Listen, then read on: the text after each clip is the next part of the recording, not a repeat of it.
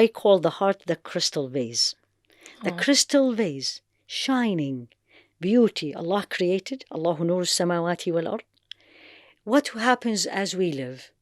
It becomes foggy, a little bit dirty, more dirty, more dirty, and sometimes becomes black. What is this dirt? Anger, jealousy, lying, loving this life, attachment, competition. I want to be the best. I'm going to crush them, the business, all these. Backbiting. And sins, exactly. All the sins. Sins comes in. Yeah. What does purification does? It's a process. Basically, simple. That crystal that became with time dirty, if you want to use this word, foggy, you're cleaning it. Polishing it.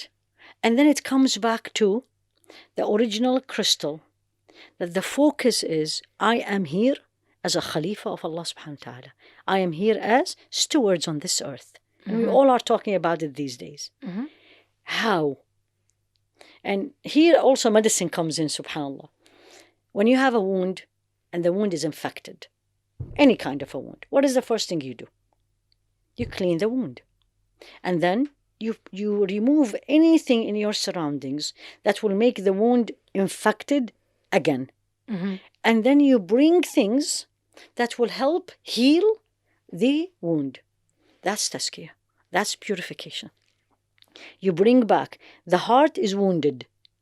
Jealousy, backbiting, hate, no belief in Allah, all these things, right? And then I'm going to gradually remove it. Remove the harm. Yeah. Remove the harm. The sin. Clean it. And basically, literally, I tell the sisters all the time, it's like you're cleaning a dish, you're washing a dish. The dish is your heart. And you're washing it. And if the dish is dirty, you're going to keep washing. Yeah. Right? Yeah. So here you go. And by the way, purification of the heart, tazkiyah, is one of the 3 messages that Allah subhanahu wa ta'ala sent the Prophet ﷺ, Muhammad, for us. The first thing in Surah Al-Baqarah, رَبَّنَا وَبَعَثْ فِيهِمْ رَسُولًا مِنْهُمْ يَتْلُو عَلَيْهِمْ آيَاتِكَ وَيُعَلِّمُهُمُ الْكِتَابَ وَالْحِكْمَةَ وَيُزَكِّيهِمْ. No. So this was the dua of Ibrahim. Sayyidina Ibrahim, exactly in Surah Al-Baqarah. That, oh Allah, send to them, the people in Mecca, or his progeny. Yes. A Rasul from amongst them. A messenger from amongst them, exactly. Who will teach them, recite the verses of your verses to them. يَتْلُو عَلَيْهِمْ آيَاتِكَ and then وَيُعَلِّمُهُمُ الْكِتَابَ. They teach them the book. والحكمة and wisdom. So Sunnah. Exactly, mashallah. وَيُزَكِّيهِمْ. And purify him. This is in the first dua of Sayyidina Ibrahim. If you flip this ayah is 4 times in the Quran. If you look at the second time in Surah Al-Baqarah, the sequence changed. رَبَّنَا وَبَعَثْ فِيهِمْ رَسُولًا مِنْ أَنفُسِهِمْ يَتْلُو عَلَيْهِمْ آيَاتِكَ. And then وَيُزَكِّيهِمْ وَيُعَلِّمْهُمُ الْكِتَابَ وَالْحِكْمَةَ. Once you are a Muslim, once you know, then tazkiyah becomes, and some scholars tells you it's fardu ayn, it's an individual obligation on every person. So in a nutshell, how do I do it? Number 1, it's like memorizing the Quran. It's a process. It's not going to happen in a day. Allah, I always tell this to myself, Allah is capable of everything, but it's a process. I wanted, I'll take the measures, remove the viruses, right? And keep the cleaning. Number 1, in the process, you need to know, what is my problem? My problem is anger. And when I get angry, I disobey Allah, I say things, I hurt people. What is my problem? Jealousy. Why does she have it? I don't have it. She doesn't deserve it. My problem is I speak, and when I speak, I hurt people, backbiting, lying, putting people down, bullying, all these.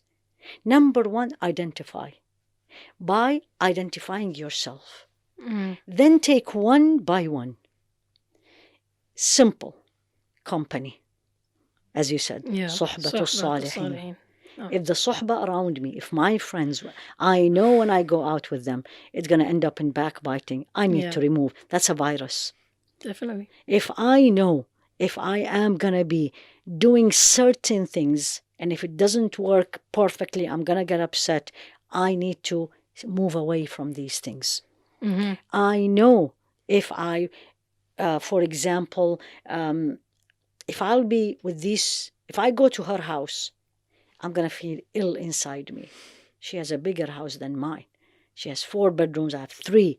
Then I need to cut down from this social interaction. So number 1 is identify what is your problem and what's causing it. So ilm, knowledge, learn. And the more I learn about Allah subhanahu wa ta'ala, the more I learn about my shortcomings. Then, number 2 is mujahadat, we call it. And this is the biggest struggle. Sa'i.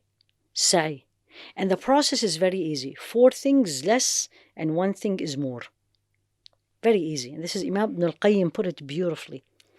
The 4 less, which we absolutely don't do. What do you think? Less talk? Yeah. Less sleep? Food.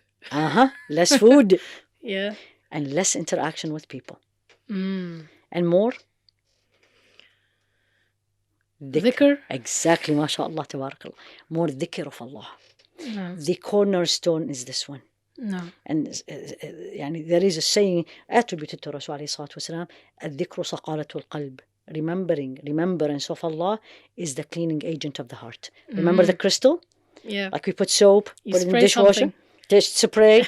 It's dhikr. And dhikr, any form of remembering Allah, reading Quran, memorizing, asking Allah for forgiveness, doing morning and evening adhkar, saying subhanallah, reflecting on the nature, and you say, Ya Allah, what beauty is this? Who are you? That's a dhikr. And this process continues. It's not 1 day or 2. And you will see yourself gradually changing. Much more calmer. Much more appreciative of what Allah gave you. Less complaining. Which is the problem of these days. Yeah. Less complaining. Less attached to the material things. If you have it, alhamdulillah. If you don't have it, alhamdulillah. And then the more you get there, then you start getting so close to Allah subhanahu wa ta'ala. The Quran makes you cry, standing in salah, the night, all these. So it's a process. Alhamdulillahi Rabbil Alameen. What is really beautiful is any time and every time I teach this wherever, and I teach it all over, I'm not only in the States, and people really, these days, that's what they are missing. It's like, wow, this is what I need to do. I need to figure out that me continuously living in these viruses around me and feeding the viruses, it is making me sicker and sicker spiritually.